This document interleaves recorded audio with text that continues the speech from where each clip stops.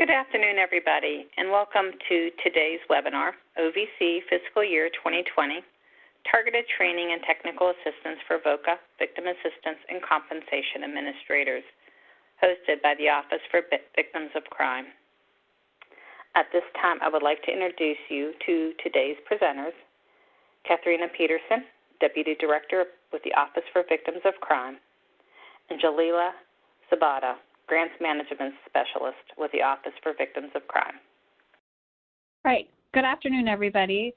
This is Kate, and I will be taking on the first chunk of this and then turning it over to Jalila to really bring everything else home. There are a couple things I wanted to say before I get into it and go over the agenda and really get into the meat of it, which first of all, which is that thank you all so much for joining. We were looking through some of the participant lists before we started, and I know many of you, so it's really nice to see so many familiar names. I really wish I could see your faces, especially during this time when it's kind of lonely working from home. But we are all really excited that so many people joined and are interested in this solicitation. We at OVC are very excited about this solicitation because we had heard so much comments from the field and need from the field, and that's what we were really trying to respond to. So with that, I will get into it. And earlier when we were doing our practice through, my cat sat on the phone and it hung up and disconnected. So hopefully I will not have any of those issues and we will just be able to get through this. And then I'll turn it over to Jalila to wrap it up. And I am going to have to get off at 3:55 because I have another meeting at 4 o'clock that I need to Zoom into, WebEx into. So if I get off early, when I get off early, that's why. But Jalila will be able to answer any questions, and then any questions that we are not able to answer, we will take back to OVC or to NCJRS for further help. So with that, let's get into the agenda. I will talk really quickly about the OVC mission. I know so many of you on this call, so you all are already quite familiar with our mission and what we are doing. The solicitation purpose, we are going to go through the eligibility, the goals and objectives, the award information, the critical application elements, and then how to apply, and then take some time for questions and answers. So let's get into the OVC mission statement. Our mission statement is that OVC is committed to enhancing the nation's capacity to assist crime victims and to providing leadership in changing policies and practices to promote justice and healing for all victims of crime. So you can find the solicitation in several different places. My favorite place, of course, is on the OVC website. You can also look at the OJP website and the grants.gov website. I'm not going to read out all the language behind each link because it is both on, it's on your PowerPoint right now, so you can just find it there. And if you all have the solicitation with you, it would be great to pull that out or pull it up on another computer because we are going to be going through parts of it page by page. So it's just nice to be able to look at it and see what we're referencing as we go through it. So let's get into the meat of the solicitation. Starting on page 4, the overview. Like I said at the beginning, really the purpose of this solicitation, the overview of the solicitation is that the selected TA provider is going to be providing training and technical assistance for VOCA victim assistance and compensation administrators, specifically providing peer-to-peer training on federal grants management and administration for VOCA victim assistance grantees and sub-grantees. And this is the part that I said at the beginning. It really was, this whole solicitation developed because we were hearing so much feedback from the administrators in particular and subrecipients too, really asking for specialized, targeted peer-to-peer training on the important issues that were impacting their administration and management of their programs. So let's go to the next one. Eligibility. Nonprofit organizations, including tribal nonprofits, are eligible to apply, and that's it. All recipients and subrecipients must forego any profit or management fee. The submission deadline is June 1st, 2020. We have been working, this solicitation has been a blossoming flower for a long time. It has been in the works for a while. It took a little while to actually get it released. But the submission date is June 1st, 2020. And we really, really, really strongly encourage you to submit it at least 72 hours prior to the application due date. And that is because, you just never know what can happen at the last minute. So we really stress to you all to really try to get it in so you have some wiggle room in case you experience any challenges submitting it. So the goal, again, is to provide peer-to-peer training and support on federal grants management and administration for VOCA victim assistance and compensation administrators and to VOCA victim assistance subgrantees. So the objective of the solicitation and the project is to enhance support to VOCA victim assistance administrators and their subgrantees and compensation administrators to really more closely align the trainings and assistance services with the needs and demands of the administrators. So you will see on pages 4 to 5 of the solicitation, the deliverables.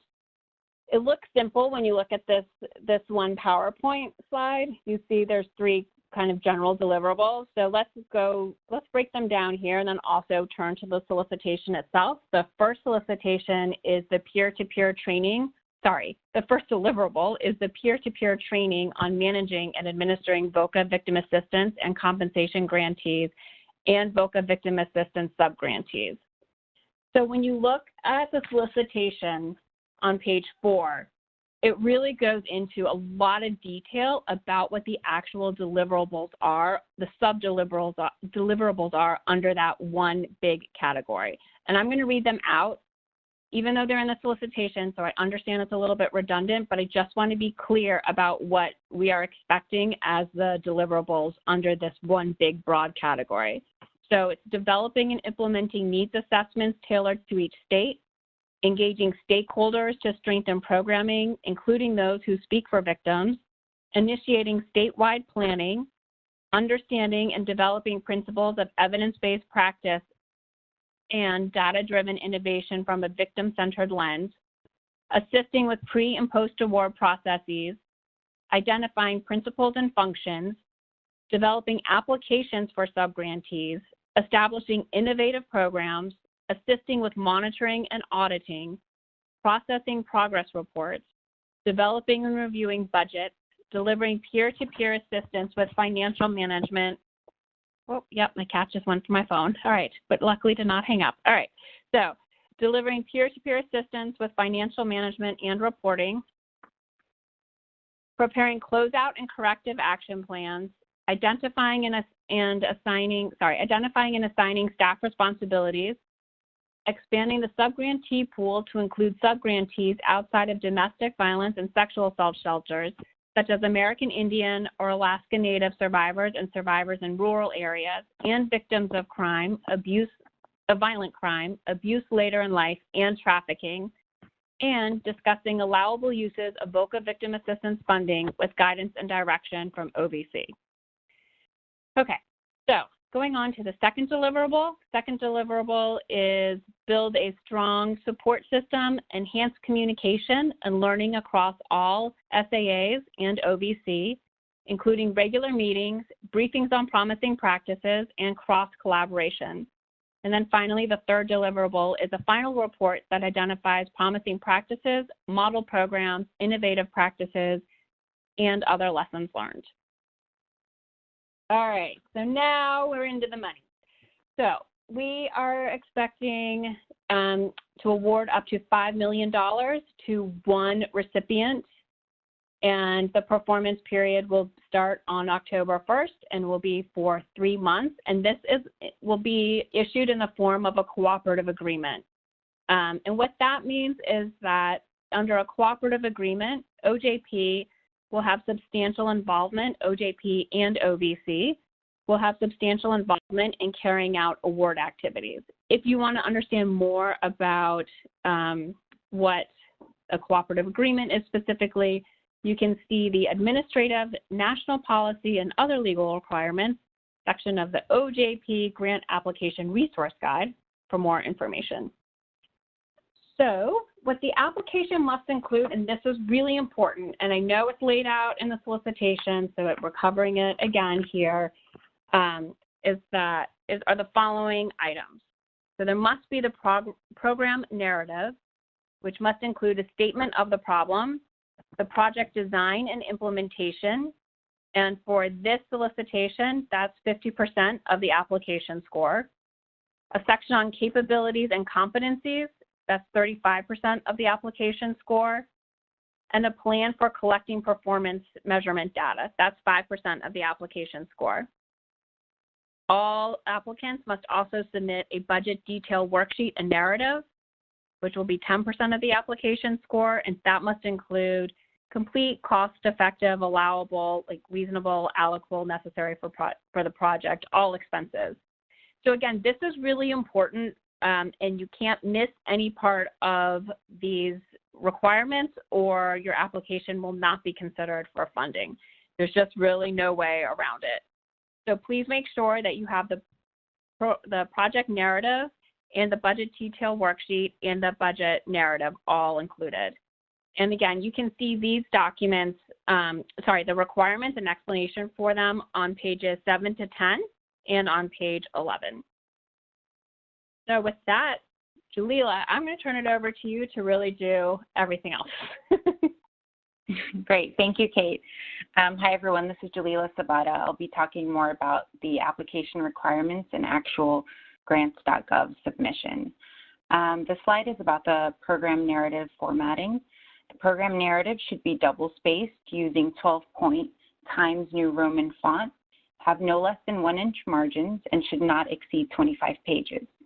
Pages should be numbered. If the program narrative fails to comply with these length-related restrictions, OVC may negatively consider such noncompliance in peer review and in final award decisions. Data collection. Applicants should visit OJP's performance measurement page at www.ojp.gov/performance for an overview of performance measurement activities. The application should demonstrate the applicant's understanding of the performance data reporting requirements for this grant program and detail how the applicant will gather the required data if funded. Applicants are not required to actually submit any performance data with the application. This is just included as an alert so that successful applicants can know that they will be required to submit performance data. Budget information. We recommend that applicants review the OJP Grant Application Resource Guide for information on the budget information and associated documentation in the Budget Preparation and Submission Information section. We recommend that you use the DOJ Standard Budget Detail Worksheet form. The Excel version is preferred. The budget detail and the budget narrative are combined into one document. The budget should include adequate funding to fully implement the project, broken out by year, reflecting 36 months. The budget narrative should be mathematically sound and correspond with information in the budget detail worksheet. This form is available on the OJP website linked here on this slide and within the text of the solicitation. An application checklist is included on page 14 of the solicitation. Please carefully review this checklist to ensure that you are including all necessary items. Applications must include the following: the Form SF-424, which is the general application document, a project abstract that summarizes the proposed project, an indirect cost rate agreement, if applicable, the financial management questionnaire, Form SF-LLL, which relates to lobbying, disclosure of pending applications, disclosure and justification for DOJ high-risk grantees, a tribal authorizing resolution, if applicable, research and evaluation independence and integrity. Additional attachments include MOUs or letters of intent, position descriptions and resumes, and the request and justification for employee compensation waiver, again, if applicable. Detailed information on each of these documents is located in the OJP Grant Application Resource Guide and within the text of the solicitation. How to apply. Applicants must register in and submit applications through grants.gov, which is the primary source to find federal funding opportunities and apply for funding. There are a lot of steps in the registration, so I can't stress enough to start early. We encourage you to get your applications in at least 72 hours prior to the due date. And if you have any technical difficulties, you can contact the grants.gov customer support hotline for assistance. The number is listed here on the slide and within the solicitation. Please also remember to apply under the correct competition ID. That is OVC-2020-17892. To apply in grants.gov, you should do the following. First, ensure you have a unique entity identifier called a DUNS number, which stands for a Data Universal Numbering System. Next, register or maintain your registration with the System for Award Management, SAM database, well in advance of applying. SAM replaced the old CCR system. And sometimes the registration can take some time, so make sure you do this early. Next, acquire an authorized organization representative AOR and grants.gov username and password.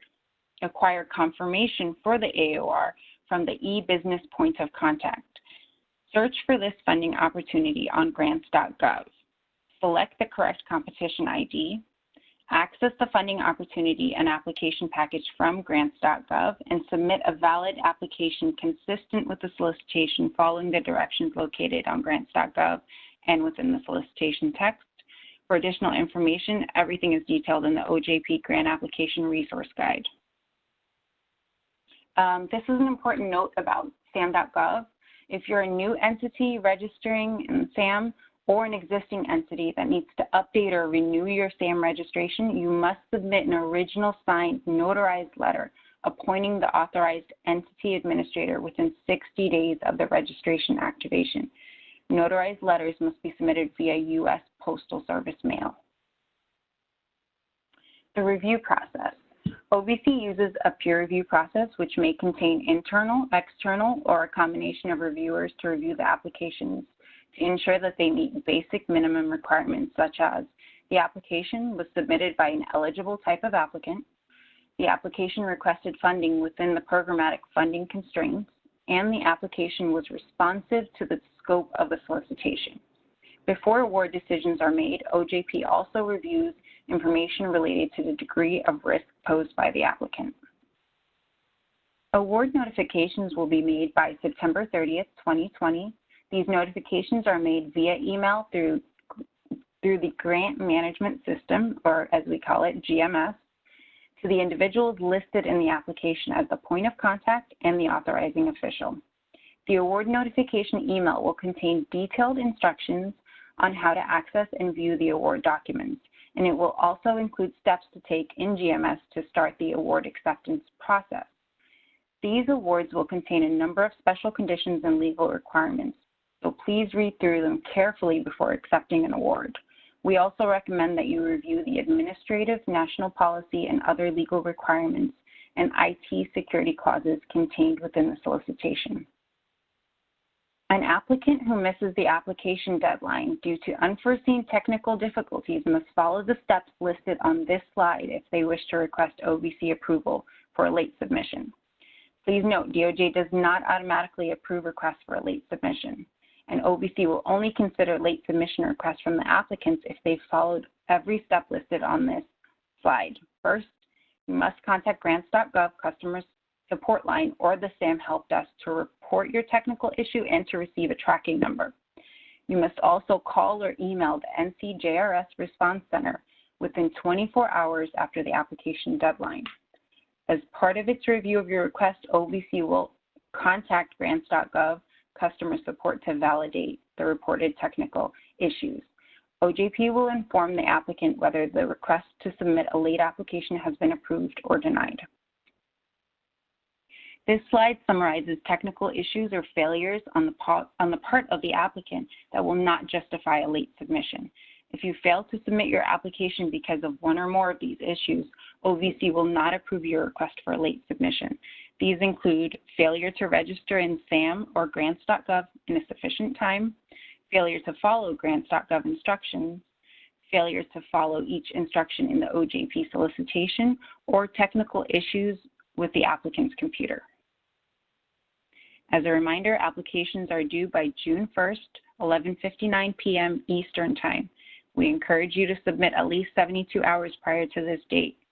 As you can see, there's many steps to apply, so please start early.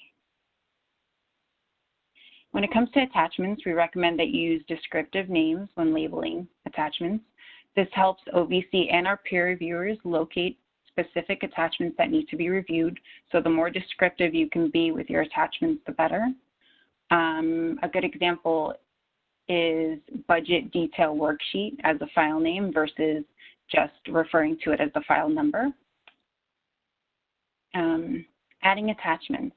Grants.gov has two categories of files for attachments, mandatory and optional. OJP will receive all the files attached in both of the categories, so please do not embed mandatory attachments within another file, and pay attention to the alerts on page 2 for details on how to add, view, and delete attachments. Also see the alert on checking for errors with attachments in the registration and submission steps grants.gov portion of the OJP Grant Application Resource Guide. Thank you. Hi, everybody. This is Mary Jo. We have a couple slides to go over before we move into the questions. In order to stay connected with OVC, you can subscribe to receive their email updates, and there are two ways that you're able to do that. There's a new feature in which you can text to subscribe. You would send a text message to OJP OVC and insert your email address. That should be sent to 468-311. Just please note the message and data rates may apply. You can also go to the OVC website and sign up to receive their emails via their website. And this on the slide is the URL for online registration. OVC also has a social media presence. They are available, and you may follow them on Facebook, Twitter, and YouTube. Those URLs are listed here on the slide, and they can also be found on the OVC website. After today's webinar, if you still have questions about this solicitation, you may contact the National Criminal Justice Reference Service. Their email address is https://www.ncjrs.gov. They also are available at 800-851-3420, and you can email them at grants@ncjrs.gov. They are open 10 to 6, Monday through Friday. They are open, and that's Eastern Time. And then on the day the solicitation closes, they will remain open until 8 p.m. Please note, though, as previously mentioned, it is highly recommended that you submit your application at least 72 hours prior to the closing date.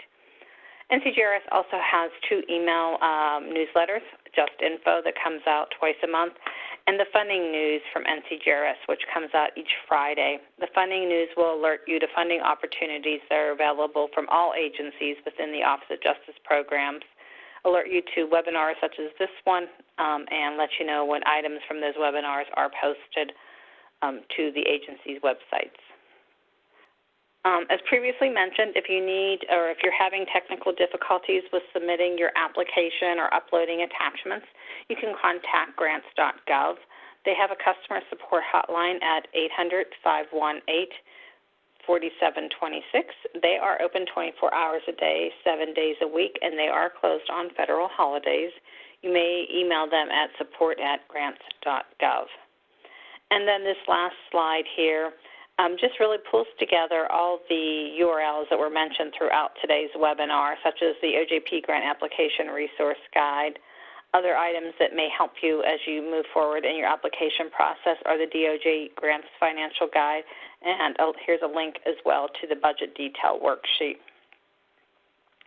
So at this time, we will start answering questions. As a reminder, the Q&A box is located under the radio button with the 3 dots, and then please submit your questions and address them to all presenters. Don't send it to anybody privately. Otherwise, it's possible that it may get missed. So first question, I am with CVAC. We received the grant notifications. Can I assume that we are already registered to apply for grants? I ask because I'm a new program director and I've not applied for a new grant. I would not necessarily assume that. Jalila, do you want to pipe in here with anything else? I agree. I would not assume that. You might have just received like the OVC news notification, which doesn't necessarily mean that you have any of the required criteria that I went over, like a DUNS number, et cetera, all of that. I would check in with anybody else in your office to make sure that you have all those components that I went through in my slides. The solicitation specifically mentions peer-to-peer support for SAA administrators. Is the type of support provided to SAAs limited to peer-to-peer or open to other types of TTA to SAAs that are not peer-to-peer? Jalila, you're on mute. Oh, sorry. That's okay. Sorry. Oh, I put my phone on mute. Sorry. That wasn't even my cat's fault. That was my fault. This is Kate talking. So I can answer the question, but can you just repeat the question for me so I can understand it again? Yes, Hear sure. it again? Yes, just give me 1 second. The solicitation specifically mentions peer-to-peer support for SAA administrators. Is the type of support provided to SAA administrators limited to peer-to-peer, or is it open to other types of TTA that are not peer-to-peer? The whole purpose of this solicitation is really to get peer-to-peer TTA for the administrators. That is what we heard the need was from the field, and that is the goal of the solicitation. So we have other forms of TA for administrators in other capacities, and the objective of this solicitation is to really focus on peer-to-peer TA. So people who have the expertise as assistants and or compensation administrators, providing that TA to other administrators. The next question is dealing with SAM registration, and they would like to know, is it too late to apply for a SAM registration? Julie, I'm going to leave that one to you. I know with the SAM alert, it takes 60 days. But at the same time, Kate, do you know if that can still be processing while we're processing the applications? Or, I mean, we can check. Yeah, we can check. If maybe you could follow up on that question to NCJRS, that would be great. Yeah, I'm not going to speculate. Let's just go to NCJRS. I switched the slide over to the NCJRS slide. Again, you can email them at grants@ncjrs.gov. When you mention peer-to-peer, I'm assuming that means non-federal? Not exactly sure what that means, but this is non-federal, so none of us, there would be no feds providing TA. Is that the question? This is all to a nonprofit who would be providing TA to the administrators and subrecipients. If that answer doesn't get to the heart of your question, if you could just submit a clarifying question, that would be appreciated. Is there a central listing of VOCA victim assistance and compensation grantees and VOCA victim assistance subgrantees to help potential respondents determine the scope of the obligation nationally? That's a great question. It should be on our website. Oh, sorry, Jalila, do you want to answer? Oh, I thought I was cutting you off, Jalila, sorry. Okay. So we should have that on our website. If we don't, we'll make sure that it does go up on our website. The subrecipients is a different story. So I'm just talking about the grantee, the administrators. The subrecipients, you can get that information through our performance measurement side of the house, but I don't know if all of the subrecipients are publicly listed on our website. So we can find that out also. So this next question is dealing with the slides. So as a reminder, a transcript, an audio recording, as well as the slides will all be posted to the OVC website in approximately 5 to 7 business days. And yes, we will email you an email. We will send you an email notifying you that that information has been posted. The email will contain links to where that information is posted, so it won't contain the actual copy of the PowerPoint, but a link to the website where it's going to be housed. What is the definition of peer-to-peer? Well, there is no definition in the solicitation, as you noted, probably. So the way that we are taking peer-to-peer is literally peer-to-peer. So that would be experienced administrators, former or current administrators who have done this before and are in a position to be able to provide training and technical assistance. Now, that entire burden obviously cannot fall on administrators. So there would have to be assistance in delivering those services, but what we are really looking for is to make sure that there are administrators who are at the core of the project are involved in delivering the services. All right, Kate, Jalila, right now that is the last question that is in the Q&A box. I am going to give individuals a chance to see if they have anything else they would like to ask you while they have you at their disposal.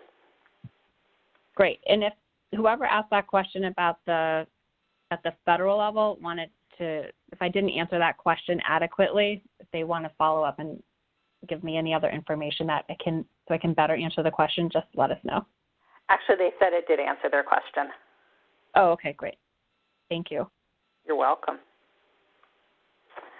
So while we wait to see if there's any additional questions that come through, again, as a reminder, you can contact the National Criminal Justice Reference Service if anything comes up after the end of this webinar, and you may email them at grants@ncjrs.gov. They are open 10 to 6 p.m. Eastern Time, Monday through Friday. And then if you have any problems submitting your application or uploading any of the attachments that are required, you may reach out to grants.gov. They have a customer support hotline at 800-518-4726. You may also email them at support@grants.gov. They are open 24 hours a day, 7 days a week, but they are closed on federal holidays. And I think we have another question here. This will allow for partnerships like HPD, RAFT, HAWC, etc., to provide training to other administrators. Is this correct?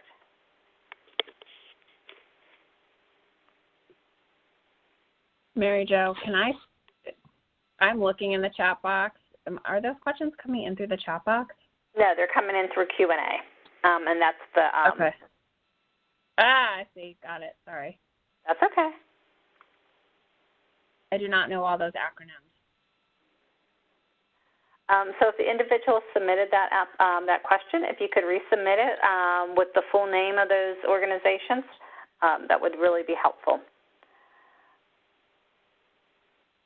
Sorry, I'm looking to see if I focus on them visually, if that will help me. Yeah, sometimes as I'm saying them, I'm sure it's hard to follow. Grantees on website. Do you have a particular page or name? Which part of the website? I think this is in reference to earlier question about where they can locate the information. So we're going to work on that. I was just emailing our communications team to figure out where that information is, and if it's not up there, how to get it up there. So Mary Jo, what's the best way to follow up so that we can get that information to everybody? If you all are going to add a page to the website, we can make sure that that information is included in the thank you email, directing them to that. Okay, great. And I don't think we're adding one. It's just going to show you where to go to it. Okay, gotcha. To it. I mean, if we're talking about just SAAs, that information can be found on the U.S. resource map of crime victim services and information. So you can select by state, and then it'll give you the contact information. And then, Jaleel, on there, does it also, I think it also shows like the number of subrecipients in each state, right? Let me see. Yeah, they want a link for the grantees and the sub-grantees, not necessarily. Sorry, as far as the sub-grantees, it looks like it's just showing a sampling, so I don't think it's a comprehensive listing. So we'll send something out through an email so that everybody is so everybody has it. But I don't know that we have I don't know that we list out all the sub-grantees on the website. I know we list out the number and that they're in and by state. But anyways, we'll send something out clarifying through that thank you email. Thank you, Mary Jo. You're welcome.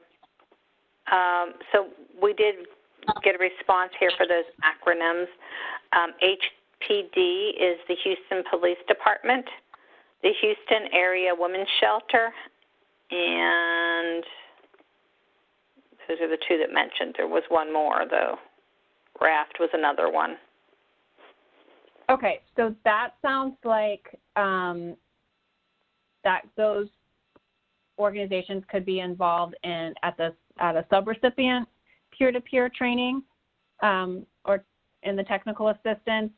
What we are talking about at the administrator's level is state administrators, so state administering agencies who are responsible for issuing and handling the VOCA victim assistance and the VOCA compensation funding.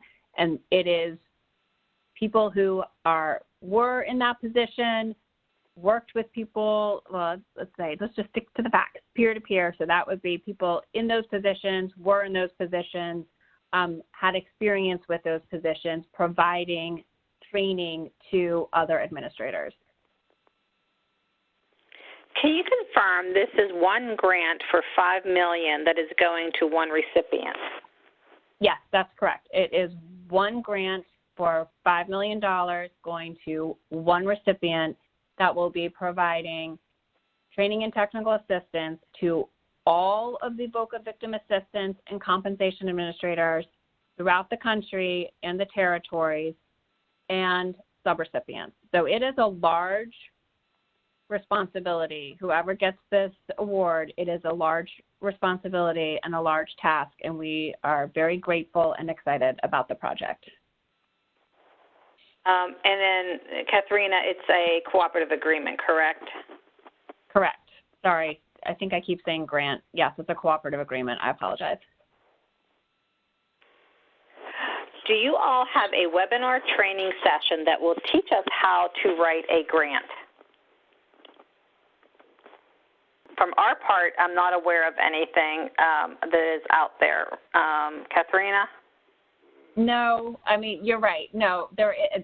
Yes, that would be a great general session to have, but no, especially during this time, we don't offer anything like that about how to actually write a grant. So you were talking about the state level OVC grant managers and assistants, and that's exactly the way it is worded.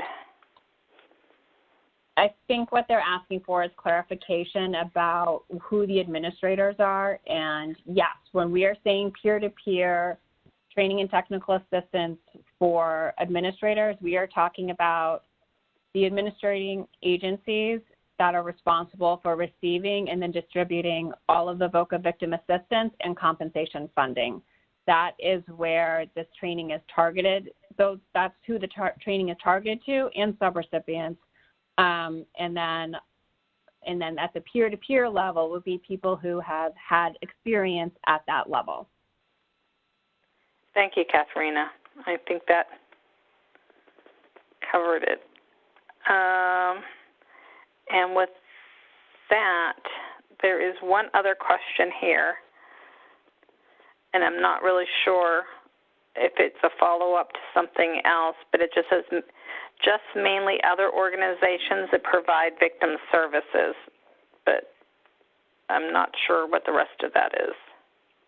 So I'm not really sure, but my guess is that is two things. One would be other victim service organizations are certainly eligible to be receiving training and technical assistance under this award, and we would be expecting that whoever receives this award will be partnering with other organizations to provide that peer-to-peer level training and technical assistance at the subrecipient level as well. And one thing came through in the chat. Who is the Mission EU is to the application? I'm sorry. I have to. Who is Mission EU to I think that needs to be resubmitted. Not really sure what you are trying to ask. And if that doesn't come through, we can always follow up with NCJRS over that. Correct. About that too.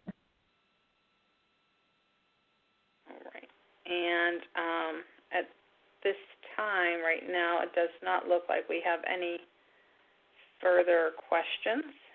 Let me just give one quick look.